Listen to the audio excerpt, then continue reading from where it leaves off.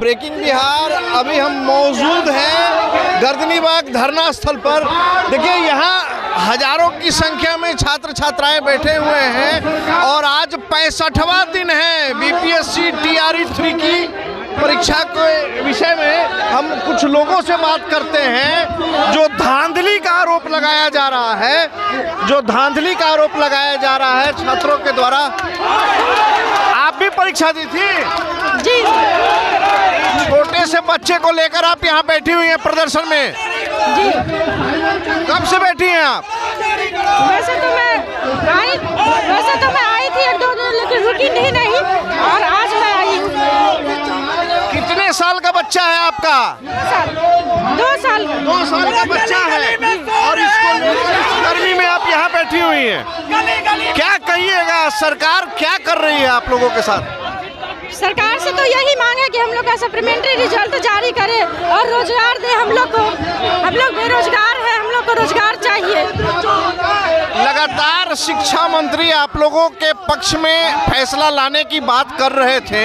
आश्वासन मिल रहा है, विश्वास भी है, आश्वासन के साथ साथ विश्वास भी है कि वो सप्लीमेंट्री रिजल्ट देंगे और हम लोग के हक में ही अच्छा करेंगे। ये लड़ाई आपकी क्या लगती है, कितने दिन चलेगी? अब देखिए, कुछ कहा नहीं जा सकता है। जब तक हम लोग को इसका सप्लीमेंट्री नहीं मिल जाती तब तक कुछ कहा नहीं जा सकता। क्या लग रहा है आप लोगों को, ये संघर्ष कब तक चलेगा आप लोगों का?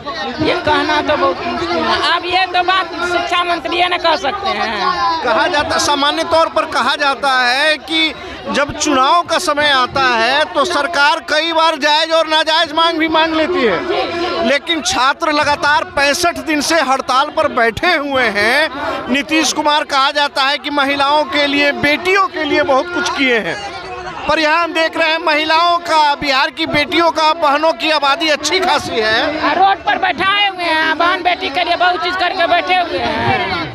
नीतीश कुमार जो बोल रहे हैं बहुत चीज किए हुए हैं, तो हम लोग रोड पर ना बैठे हुए हैं तो क्या किए हम लोग के लिए? तो जुमला है ना, केवल जुमला है ना कि महिलाओं के लिए, बेटियों के लिए, बहनों के लिए ही है ना, जुमला ही है। जुमला ही है। क्या लगता है छात्रों से ये विरोध, छात्रों का ये विरोध नीतीश सरकार, एनडीए सरकार को कहाँ ले जाएगा? कहाँ ले जाएगा? कुछ नहीं होगा सबका। कुछ नहीं होगा? कुछ नहीं तो छात्र आंदोलन ऐसे ही रोड पर पड़ा रहेगा? नहीं, आंदोलन पे हम गिरेगी उम्मीद उसकी, वोट नहीं जीतेगा। नहीं जीतेगा? नहीं। तो कौन जीतेगा? जंगल राज वाला? जंगल राज कहीं जीते। कौन जीतेगा? जो अच्छा करेगा हम लोग के लिए सो जीतेगा।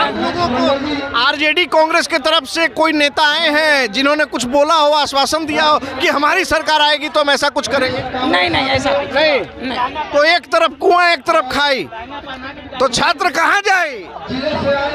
ये बात तो शिक्षा मंत्री है ना सोचेंगे। एक तरफ कुआं, एक तरफ खाई, तो छात्र आखिर जाएगा कहाँ? ये तो शिक्षा मंत्री है ना सोचेंगे। शिक्षा मंत्री सोचेंगे, तब कौन सोचेगा हम लोग के बारे में? तुम क्या कहती हो, बताओ। हम तो यही कहना चाहेंगे कि जो शिक्षा मंत्री जो गलत बयान दिए हैं विधानसभा में कि न्यूनतम अंक भी नहीं प्राप्त किए हैं, लेकिन शिक्षा मंत्री होते हुए भी उनको ये नहीं पता है कि न्यूनतम अंक क्या है। न्यूनतम अंक नहीं पता है उनको बीपीएससी टीचर का, तो उनको हम ये बता देते हैं कि बीपीएससी टीचर का न्यूनतम अंक 39 है और जो कट ऑफ मार्क्स है हम लोग उतना ला करके बैठे हुए हैं, मैक्सिमम मार्क्स ला करके बैठे हुए हैं रोड पे और कहते हैं कि न्यूनतम अंक भी नहीं प्राप्त किए हैं। हम लोग इतना मार्क्स ला करके रोड पे बैठे हुए हैं, तो ये तो बिहारियों को बदनाम कर रहे हैं ना अपनी गद्दी के लिए, और टीआरई का खेल खेल रहे हैं। सबसे कहते हैं कि हम लाखों दे रहे हैं रोजगार और यहाँ अभ्यर्थी इस काबिल नहीं है कि उनको नौकरी लगे, और यहाँ हम लोग मैक्सिमम मार्क्स ला करके और रोड पे बैठे हुए हैं। रोड पर बैठे हुए हैं। क्या लगता है आपको मैडम? आपको क्या लगता है कि सरकार इस प्रकार की बेरुखी आप लोगों के साथ क्यों कर रही है? अब ये तो सरकार ही जाने सरकार की मंशा क्या है, लेकिन हमारी मंशा तो जो है वो सबके सामने है कि हमको सप्लीमेंट्री चाहिए और हम लोग लेके रहेंगे। जी सर। सरकार के साथ लगातार संघर्ष जारी रहेगा? एकदम जारी रहेगा, जब तक सप्लीमेंट्री नहीं आएगा यहाँ से धरना नहीं हटेगा। क्या लग रहा है कि नीतीश सरकार लगातार ऐसे निरंकुश फैसलों को क्यों ले रही है? अभी ये तो मैं नहीं बता सकती हूँ कि ऐसा क्यों हो रहा है, लेकिन ऐसा होना नहीं चाहिए। लगातार कहा जाता है कि भाजपा जब सत्ता में रहती है तो वो गूंगी और बहरी हो जाती है, सत्ता के बाहर रहती है तो छात्र, युवा और किसानों के संघर्ष के लिए लगातार जानी जाती है, रोड पर आती है। पर जब अभी सत्ता में है और युवा इस प्रकार से रोड पर बैठे हैं, मैंने दिखाया आपके पीछे एक महिला अपने 2 साल के छोटे बच्चे को लेकर बैठी हुई है इस गर्मी में, तो क्या सरकार को और भाजपा के नुमाइंदों को ये दिखता नहीं है क्या? वही तो मैं सरकार से कहना चाहती हूँ कि जब से हम लोग यहाँ बैठ रहे हैं, सर्दी थी, सर्दी से गर्मी आ गई, मौसम बदल गया, लेकिन सरकार का फैसला अभी नहीं बदला है। इसको जल्द से जल्द उन्हें बदलना चाहिए। बिहार विधानसभा चुनाव में करारा जवाब दिया जाएगा सरकार को? जो छात्र की सुनेगा सरकार उसी की होगी। अब ये तो सरकार को ही सोचना चाहिए कि क्या करे। यदि छात्रों का समर्थन लेना है तो उन्हें तो सप्लीमेंट्री जारी करना पड़ेगा और छात्रों का साथ देना पड़ेगा। चलिए, बहुत बढ़िया बात। देखिए, लगातार हम लोग ये कहते आए हैं कि अभी वर्तमान में सरकार के जितने नुमाइंदे हैं वो सब के सब छात्र राजनीति की उपज हैं, चाहे वो लालू हो, नीतीश हो या भाजपा के कद्दावर नेता, छात्र राजनीति की उपज है और छात्रों की लगातार उपेक्षा की जा रही है। आपके हक और अधिकार को मारा जा रहा है। छात्रों ने बड़े बड़े तख्ता पलट किए हैं, बड़ी बड़ी सरकारों को गिराया है, धूल चटाया है। अब छात्र किस मोड में आए?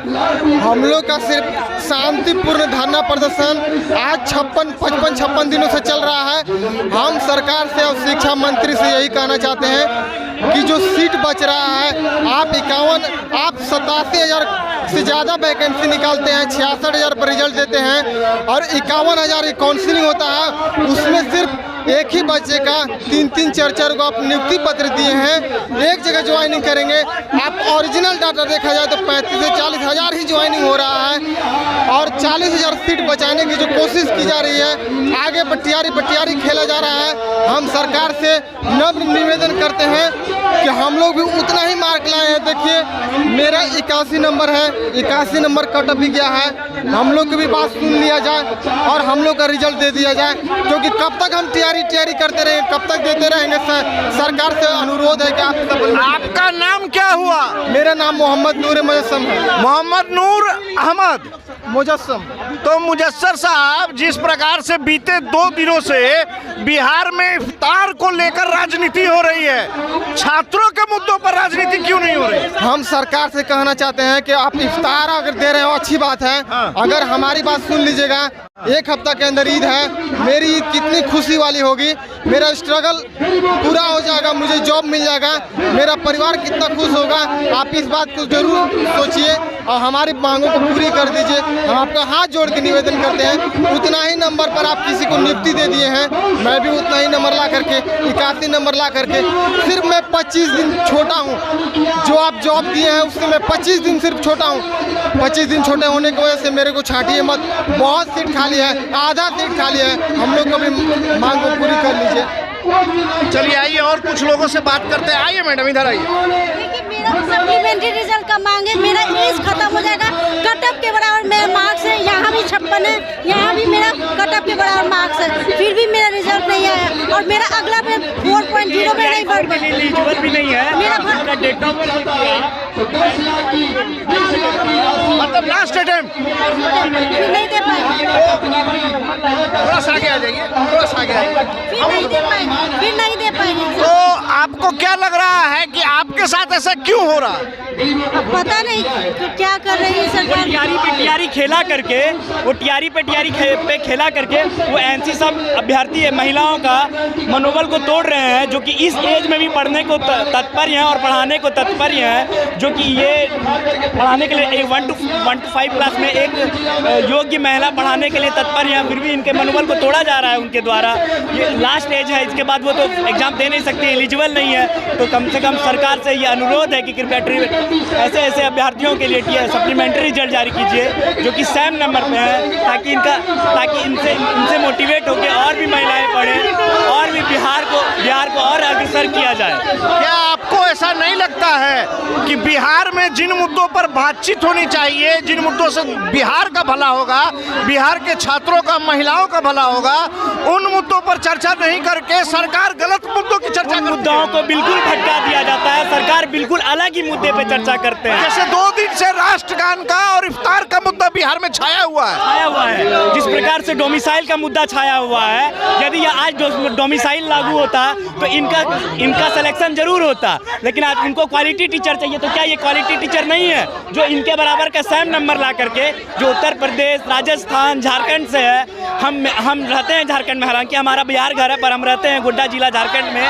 वहाँ पे हमको फॉर्म नहीं भरने दिया जाता है, और वहाँ से मेरे जानता में वहाँ से 17 लड़का है जो यहाँ गलत निवासी बना करके, 16 लड़का गलत निवासी बना करके नौकरी ले रहा है, उसका भी चेक नहीं हो रहा है। मेरे पास उसका प्रूफ है, 16 लड़का गलत निवासी बना करके ले रहा है, उसका भी चेक नहीं किया जा रहा है। और आप जो इनके जैसे योग्य महिलाएं हैं उनको नहीं दिया जा रहा है। जो असल मुद्दा है उनसे भटका करके किसी और मुद्दे पे बात किया जा रहा है।